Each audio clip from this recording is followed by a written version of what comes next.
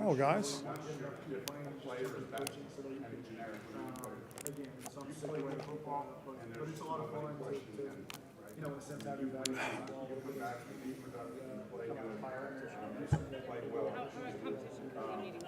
I've been going well. You know, been a lot of subjects we've been able to cover, a lot of things that we've looked at and discussed. You know, and pretty much everything we're going through right now is, I want to say, like the discovery part of it, and then the part where you start to examine it, and everything we're doing is going to be towards preparing for the owners' meeting, you know, in March. Well, we just started discussing that. So we're going to get into that tomorrow and dive deeper and have more conversations about those things. But, you know, there's several proposals out there that we have to vet through and talk about it, and then figure out which are the ones that we really need to kind of bring to the rest of the membership to talk about.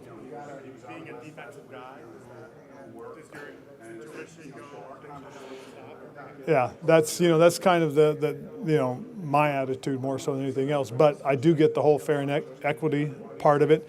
But if you do look at it, it did play out in the postseason. You know, with Kansas City in both situations. You know, when they played Buffalo, and then turn around and what happened with Cincinnati. Cincinnati made a stop. They got their chance and they ended up winning the game. So, you know, you could look at it and see both sides of the ball.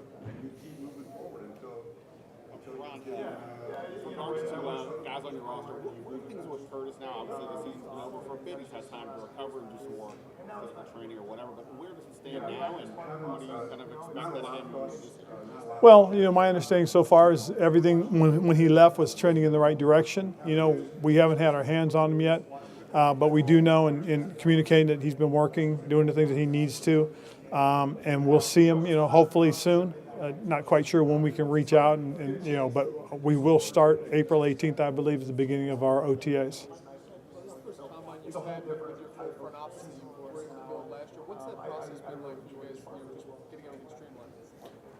I think the nice thing about it was in terms of preparation, getting ready the last few weeks. You know, getting in, getting the players' names that we're going to be really taking deep dives into. Getting an opportunity to look at these guys and then go discuss it with the group of guys. You know, listening to what Martin, Eric, you know, the scouts have to say has been really enlightening. You know, obviously we have some positions of true interest, and we've spent a lot of time on those already. That's been really good. But the nice thing about having that group is that things are streamlined. You know, they're very efficient. Because they've had a lot of time to separate, you know, the guys that are very, very intriguing to the guys that are intriguing, and we'll continue to work through it. I mean, this is just the beginning of the process. I know some teams have nobody. Some teams have kind of scaled back on the number of people they send to the combine. Do you like having full staff here? Do you think stuff like that? Yes, we need to have full staff here because, again, you know, we started interviews yesterday. We had our first formal group come in. You know, got a chance, and each time we got done with somebody, you know, I got a chance to spend a little time with one of the scouts, especially the one that are predominantly from that area, and just kind of listen to what they have to say about the player. You know, just adding some more information to the things that we need to know as we start getting deeper into this process about those players. You mentioned previously how important the interview process is. Yes. That's been really good because the thing about it too is you get to see the whole body language. You know, you ask a specific question, you put a specific thing up on the board, you know, and they get a chance to look at it and digest it, and you just watch them and study them. I mean, it's so much better that, you know, than when all you see is just that little square. I mean, you're seeing the whole reaction, everything from the face to the body to the way they sit in their chair, the way they straighten up, you know, and if the questions get hard, you can see their reaction. You know, and that's really the thing that I think we missed last year, you know, about a lot of these guys. So now this is a chance, I think, to get the true reaction, which has been good.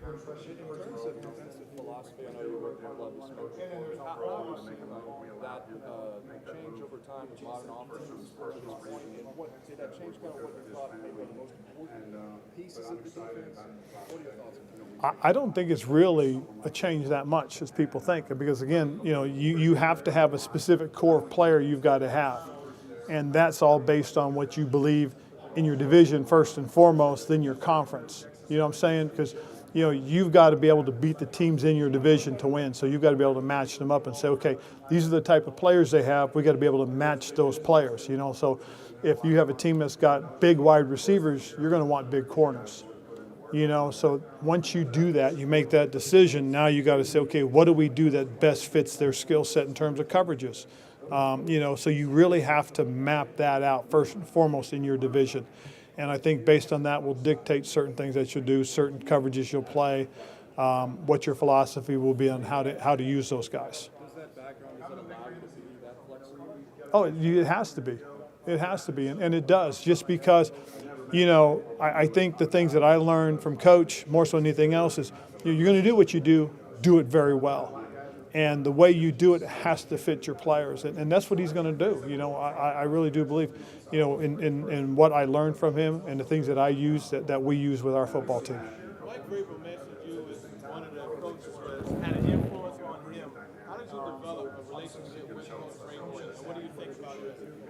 Well, I think one of the neat things about Mike and just knowing the type of history he's had in terms of his career, now the way he started out as a coach, and a lot of it has to do with just conversations you have with the guy when you see the guy at the combine or you see him at specific meetings. You get a chance to sit down and talk about stuff. We've talked on the phones a couple of times. We text back and forth, that type of stuff. But got a tremendous amount of respect for what Mike's done because of his experience, because of his success. I mean, when you look at guys that have success, you know that they've learned the right way to do things. Now, it doesn't always translate because some guys can't take what they've learned and now use it as a coach. Well, Mike's one of those guys that's been able to take what he's learned, use it as a coach. And I think big thing that helps him too is just, he can relate. It gives him perspective. Having played the game doesn't mean you're a better coach. It just means you have a perspective, a certain way to look at things because of your experience. That's a Mike Vrabel type guy. Are there things you value in defensive backs that maybe you didn't value as much earlier in your career?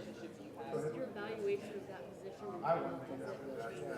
No, it really hasn't. I mean, the thing that I always look at when you come into it is your players that you have to match the players in your division. I learned that when I first got started as a coach because we've always talked about, oh man, we got these smaller DBs and they got to match up against these big wide receivers, or if they got big wide receivers and you got smaller DBs, how are you going to be able to run with those guys? So, you look at it that way. So I would say the biggest thing I've learned more than anything else is that they've got to have a good skill set and be able to adapt and play to who they're playing. If you get a guy that's 6'1" that can run, that's ideal. Why? Because he's right in the middle in terms of size, but he's got to be able to run. We haven't talked to you since Kate Hayner decided to retire and what do you think of both guys in this? Well, I think the best thing about Pete more so than anything else, is I was fortunate to have him, be part of my staff for 11 seasons, and I learned a lot of football from him. I learned a lot about the way he handles players, the way he deals with players. It was a little bit of a surprise, but it was something he decided it was time to. Got a tremendous amount of respect and love for who he is. He's been great.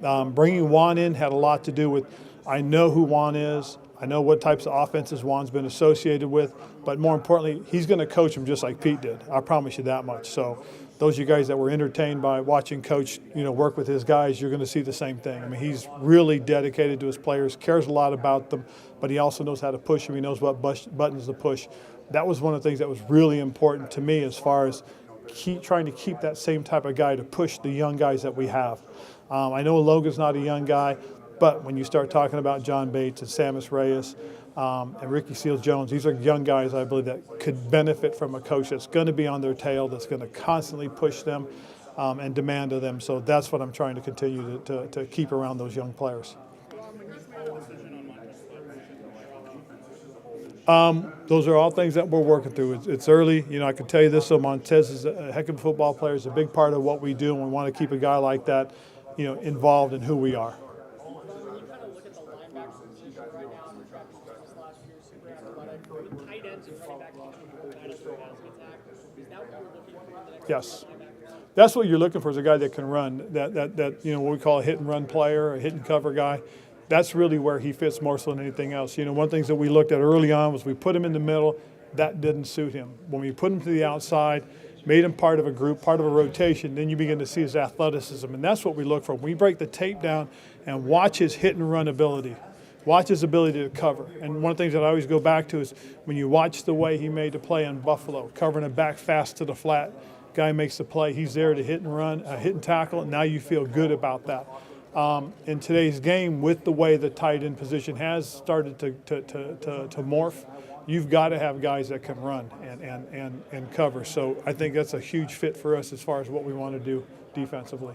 How much have you been able to watch this quarterback class, and what's your initial thoughts on it? We've spent a lot of time already on the quarterback class and had an opportunity to watch them. You know, there's several quality guys, several standouts guys that, you know, we're going to spend even more time.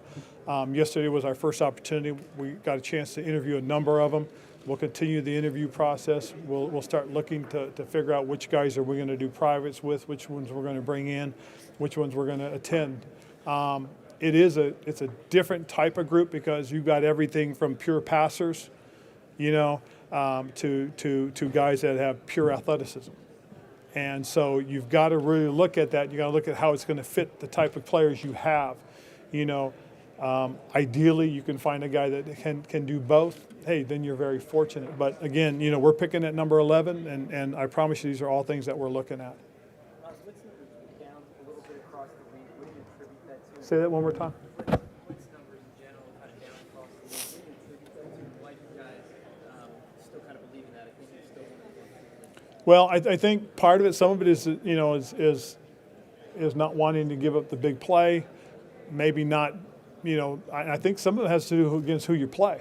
You know, I mean, again, you play a Green Bay, you're going to be a little bit smarter when it comes to those types of things, and you know, as opposed to when you're playing against somebody that's a little bit younger, not as experienced. So, why is it down? I think people are just afraid to give up the big play more than anything else. But I still think it's a valuable weapon. If you can come out of a game and say, look, we played 33% of the time zone, 30% of the time man, and 33% of pressures, I mean, that's the kind of balance that I believe in, and that's, you know, kind of what we strive for, is to try to be as balanced as possible.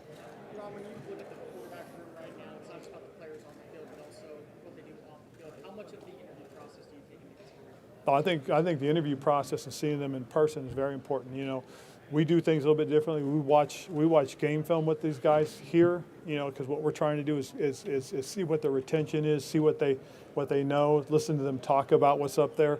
I think that seeing their reaction to good things and bad things, because, you know, not everything we put up there is good, not everything we put up there is bad, but just to see their reaction, how they handle those types of things, is very interesting.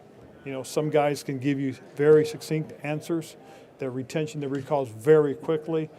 You listen to the way they give it back to you, and you can see some guys are by the numbers. You know, they talk about, hey, you know, I get under snap. First thing I do is I'm looking at everything and say, okay, this is what I got. Okay, and then I know based on that, I'm going to start my read from here to here to here. Or I sit here, I get under center, looking, I got that. Okay, now this is where my read begins. Now I take a step back, and all of a sudden I got pressure. I'm going right over here to throw the ball because I know I'm hot. So you listen for those things, because now it tells you where they are, how much they understand what they know. What's the challenge of finding that franchise? Oh. In today's market, with free agency and It's very challenging. You know, I was very fortunate in Carolina. We found our franchise quarterback right away. You know, we drafted him. He was a big part of what we did, got us to a Super Bowl. You know, had a terrific career, and unfortunately got a little derailed with the injuries that, you know, his last 2 years with us. But, you know, when you get that guy, it makes things a lot easier. Not having that guy has really put the onus on us. You know, last year some things happened. You know, we were trying to get into that, and we lost out to the Rams. Now this year, we, you know, being very proactive, looking, searching, doing things we are, you know, trying to truly cover every base. You know, and I've said this, you know, there's really 3 avenues to finding that guy, or actually there's 4. You know, whether you got it on your roster, whether you can make a trade for it, whether you're out there in free agency, or now the draft. I mean, we're looking at all 4 of those things, and we really are, and trying to decipher and figure out. It's a long process. It really is. And then you're still not guaranteed anything. You know, that's the truth of the matter. I mean, for everything that's going on right now with all the, you know, quarterbacks that could potentially be traded, and listening and following what's going on, I mean, every time you hear something, you're checking into it.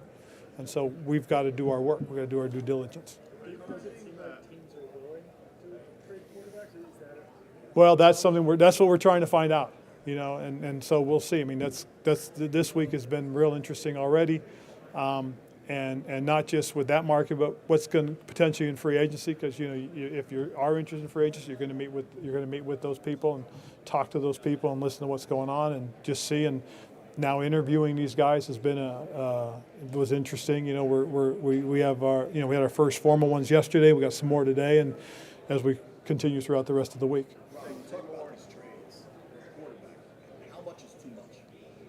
Well, there's an old saying: "What are you willing to pay for that Major League Baseball card?" Whatever you pay, that's what you think the value is. You know, so when you get into these negotiations with another team, it's whatever they're asking for. Is it what you're willing to pay for? Then that's what it is. I mean, to sit there and say what is or isn't, who knows? You know, does anybody really care what was traded for Matthew Stafford last year? No. So who knows?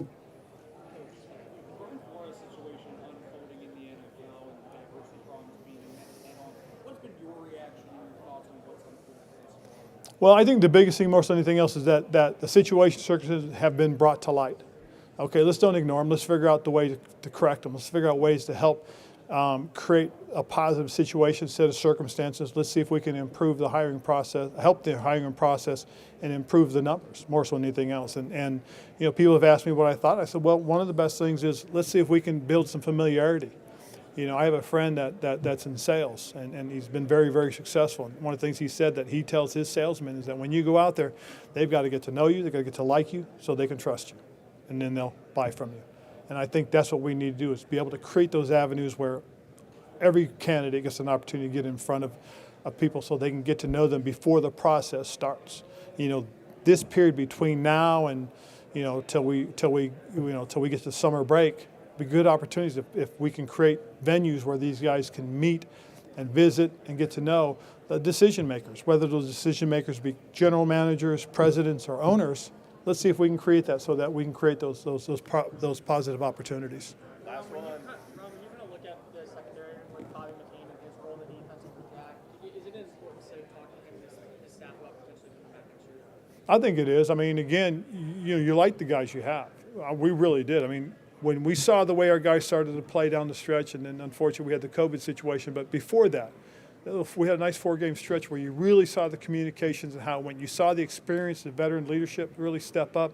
You got a chance to watch those guys play together and really feel like we were getting it, putting it into play. That was awesome. And really, so as we go forward, yeah, but we'd love to have guys like that, absolutely, because they know what we're doing, they know how to do things, they get a feel for it now. And again, that's pretty much a whole new group that we had back there.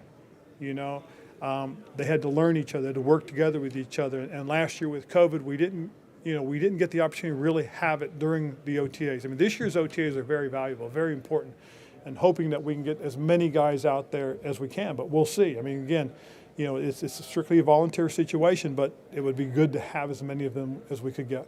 All right. All right, cool. Thank you, guys.